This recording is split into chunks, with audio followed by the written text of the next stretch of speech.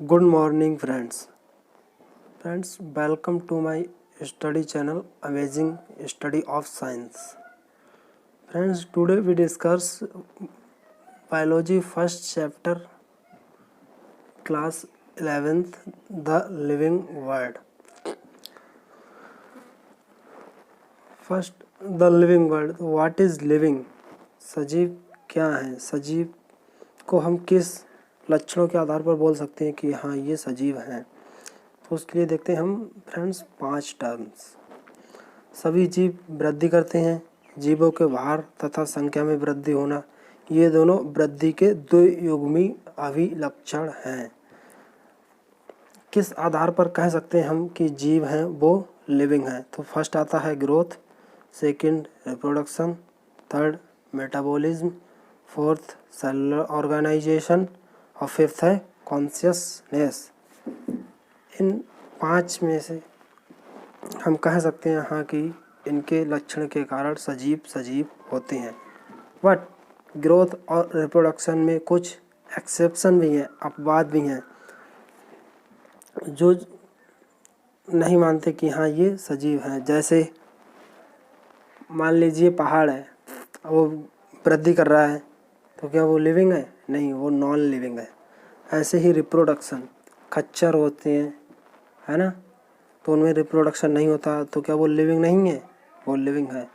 तो दोस्तों प्रत्येक को हम अच्छे से डिस्कस करेंगे आगे एक एक करके। तो ध्यान रखेंगे यहाँ पर ग्रोथ और reproduction not the defining feature या फिर करैक्टर। ग्रोथ और रिप्रोडक्शन सजीवों के लक्षण को नहीं बता पाता है। ऐसे ही सेलुलर ऑर्गेनाइजेशन, कॉन्शियसनेस, मेटाबॉलिज्म, ये डिफाइनिंग फीचर हैं लिविंग थिंग्स के। दोस्तों फर्स्ट देखते हैं ग्रोथ किस प्रकार से लिविंग थिंग्स का डिफाइनिंग फीचर है और किस प्रकार से नहीं है। Increase in mass and overall increase in size of a tissue और ऑर्गेनिज्म और इट्स पार्ट्स। जब किसी ऑर्गेनिज्म का मास इंक्रीज होता है, overall increase in size of a tissue और ऑर्गेनिज्म और इट्स पार्ट्स, तब ग्रोथ कहते हैं हम उसे। Increase in mass and increase in number of organism, commonly both known as twins character of growth. Mass में वृद्धि हो रही है और उनके नंबर्स में वृद्धि हो रही है, जैसे यूनिसेलुलर ऑर्गेनिज्म में होता है, तो हम इनको बोलते हैं ट्विंस करैक्टर ऑफ ग्रोथ।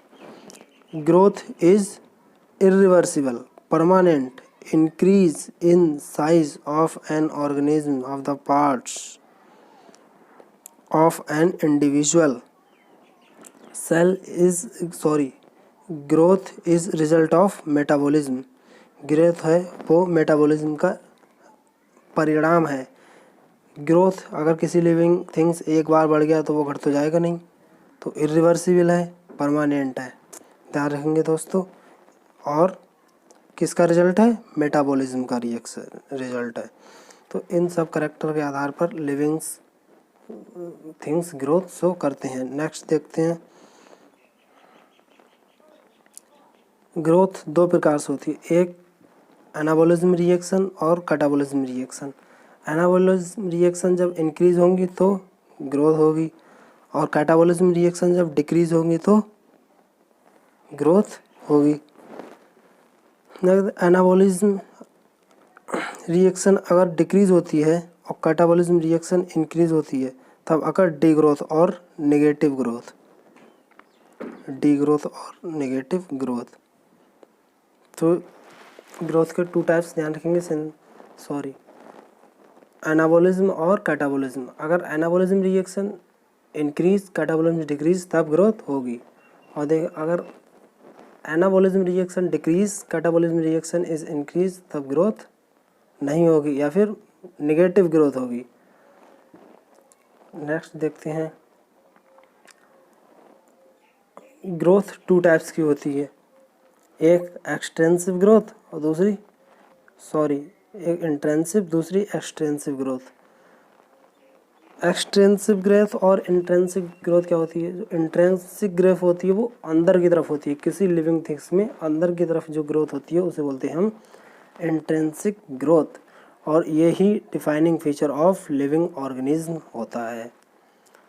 जो एक्सट्रेंसिव ग्रोथ होती है कि किसी बाहरी सरफेस पर बॉडी मटेरियल का इकट्ठा होना एक्सट्रेंसिव ग्रोथ होता है, तो ये लिविंग थिंग्स का डिफाइनिंग फीचर नहीं होता है। तुमने देखा होगा फ्रेंड्स, कोई भी लिविंग थिंग्स जब वो ग्रोथ करता है तो वो अंदर से बढ़ता है, ना कि किसी की बॉडी के ऊपर से कोई पदार्थ आकर जमता है। परंतु जो माउंटेन्स होते हैं, पर्वत होते हैं, या फिर कोई कूड़ा का ढेर होता है, उस पर कोई मटेरियल, धूल वगैरह वगैरह पार्टिकल्स आकर ऊपर जम जाते हैं, जिसके कारण वो एक्सटेंसिव ग्रोथ शो करते हैं। Non living organism exhibit extrinsic growth. जो नॉन लिविंग ऑर्गेनिज्म होते हैं वो एक्सटेंसिव ग्रोथ शो करते हैं। नेक्स्ट देखते हैं, growth is of two types, indeterminate growth और डिटर्मिनेंट ग्रोथ। जो इनडिटर्मिनेंट अनलिमिटेड ग्रोथ कौन शो करता है? प्लांट्स। और डिटर्मिनेंट ग्रोथ लिमिटेड होती है, कौन शो करता है? Animals. In higher plants and animals, growth and reproduction are mutually exclusive event। बड़े पौधों और एनिमल में ग्रोथ और रिप्रोडक्शन दो अलग अलग लक्षण हैं। वो किस प्रकार से हैं देखेंगे अभी रिप्रोडक्शन में। Next friends, second character of living things is reproduction. तो reproduction organism on the basis of cellular organization is of two types, multicellular organism और unicellular organism। multicellular organism में देखते हैं, who progeny which develop his fetus more or less similar to their parents। वह living things जो ऐसी progeny develop करते हैं जो उनकी प्रोजेनी अपने पेरेंट्स से लेस और मोर सिमिलर मीन्स समान होती है, वो कौन से होते हैं? Multicellular organism reproduction. Next देखते हैं, unicellular, increase in number. Unicellular organism divide करते हैं with the help of division of cell, और इसी प्रकार से उनमें रिप्रोडक्शन होता है। तो इंक्रीज इन नंबर, उनके नंबर में इंक्रीजमेंट होता है, उनके नंबर में इंक्रीजमेंट होता है। In case of unicellular organism, growth and reproduction are synonyms or same। देखिए friends, in case of unicellular organism, एक कोशिकीय जीवों में ग्रोथ वृद्धि और रिप्रोडक्शन मीन्स जनन एक दूसरे के साइनोनिम्स होते हैं, समान होते हैं, सेम होते हैं। कैसे? तो ग्रोथ होगी यूनिसेलुलर ऑर्गेनिज्म में तो भी एक से दो ऑर्गेनिज्म बनेंगे। मान लीजिए कोई ये एक अमीबा है, आगे चलकर डिवाइड होता है तो दो सेल बना लेता है, इस तरह से, है ना।